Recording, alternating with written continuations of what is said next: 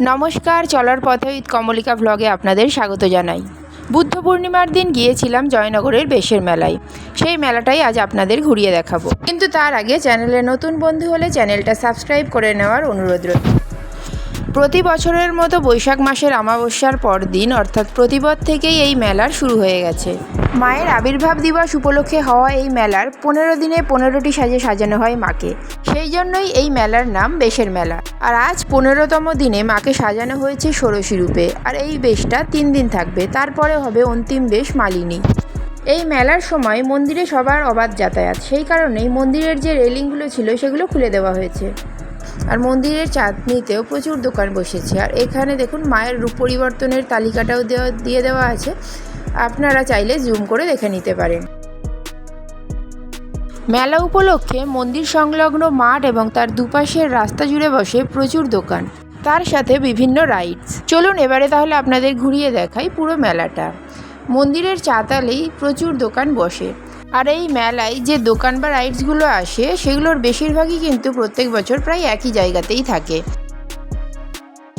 মন্দিরের একদম পাশের এই মাঠটাতে যে রাইডসগুলো বসেছে তার মধ্যে এটা দেখে তো এই নৌকার মতো বেশ ভয় লাগে। এটা যখন ঘুরতে ঘুরতে ওপরের দিকে ওঠে তখন ধারে যারা বসে তো তাদের তো বেশ মাথা ঘোরে বলেই আমার মনে হয়। যাই হোক, এটাতে আমি ভয়ে কোনো দিন উঠিনি। আর তার ঠিক পাশেই আছে এই ব্রেক ডান্সটা।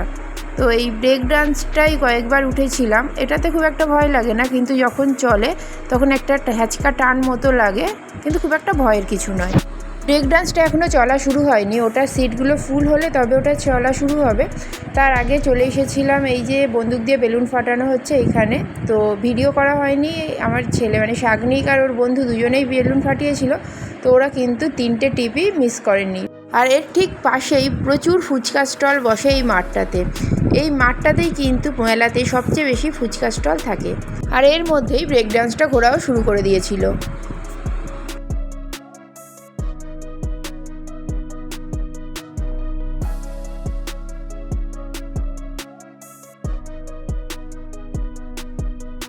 এই মাঠটা তো ঘোরানো হয়ে গেল, চলুন এবারে আপনাদেরকে নিয়ে যাই পাশের মাঠটাতে।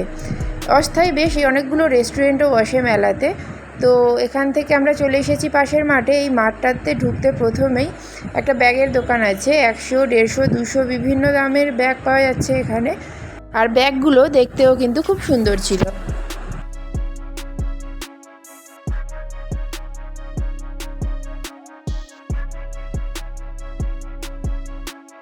আর এর ঠিক পরের স্টলটাই ছিল প্রচুর পর্দা আর বেড কাভারের কালেকশন।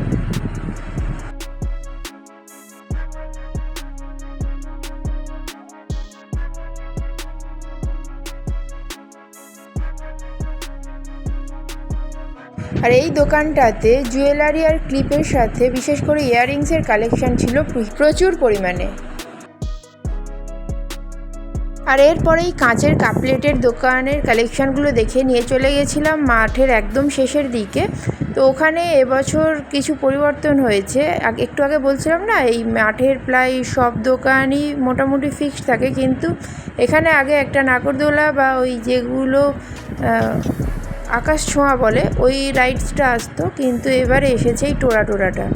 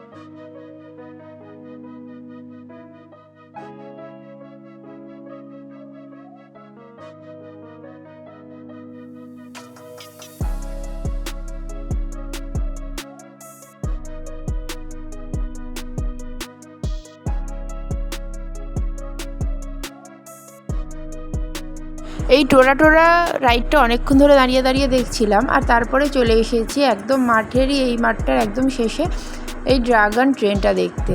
এটা প্রত্যেক বছরেই এখানে বসে, কিন্তু মাঠের একদম ধারে, যেটা বাইরে থেকে প্রায় দেখাই যায় না। তো ওটা দেখার পরে এসেছিলাম এই আচারের দোকানটাতে।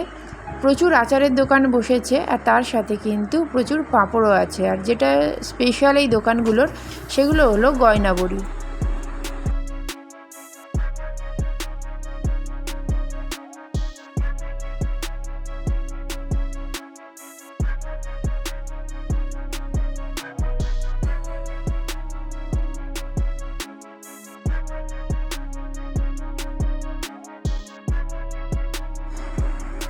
মেলায় ঘুরতে ঘুরতে আমাদের এখন প্রায় রাত 9:30 বেজে গেছে, আর এখনও কিন্তু জোর কদমে জিলিপি ভাজা চলছে। আর এই মেলা উপলক্ষে মায়ের মন্দিরের চূড়াটা সুন্দরভাবে আলো দিয়ে সাজানো হয়েছে, ওটা পরে দেখাচ্ছি আবার। তো দেখুন, এটা হলো মেলার যে পুকুরটা আছে, ওই পুকুরের পাশে সরু রাস্তাটার ধারে বসা বেশ কিছু দোকান। এখানটাতে কাঠের জিনিসের প্রচুর বাসন, পিঁড়ে, চাকি, বেলুন সব কিছুই ছিল। আর এই দোকানটার যা কালেকশান দেখছেন, সব কিছুই কিন্তু মাটির। ঘণ্টা, বোতল, গ্লাস থেকে শুরু করে যা কিছু আছে সব কিছুই ছিল মাটির।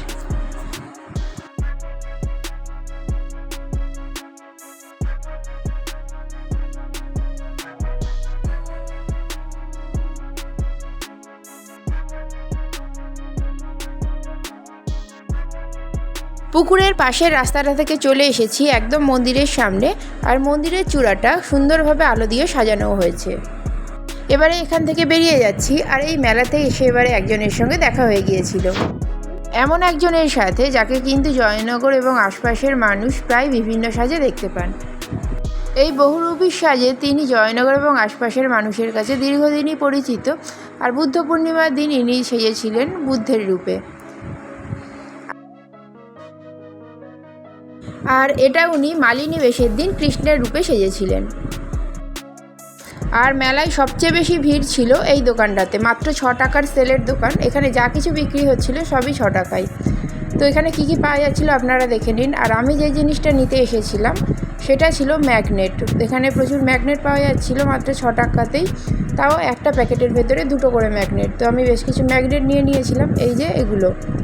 আর এগুলো ছাড়াও কুর্তি আর পোড়া মাটির জিনিসের দোকান তো ছিলই। আর রাত্রি 10টা বেজে গিয়েছিলো, মেলা অনেকটাই প্রায় ফাঁকা হয়ে গেছে। তাহলে ভিডিওটা আমি এখানেই আজকে শেষ করছি। ভিডিওটা আপনাদের কেমন লাগলো অবশ্যই কমেন্ট করে জানাবেন, আর ভালো লাগলে লাইক করে দেবেন। আর চ্যানেলে নতুন বন্ধু হলে চ্যানেলটা সাবস্ক্রাইব করে পাশে থাকার অনুরোধ রইল। সবাই সুস্থ থাকবেন, সাবধানে থাকবেন, ভালো থাকবেন। দেখা হবে খুব তাড়াতাড়ি নতুন একটা ভিডিওতে।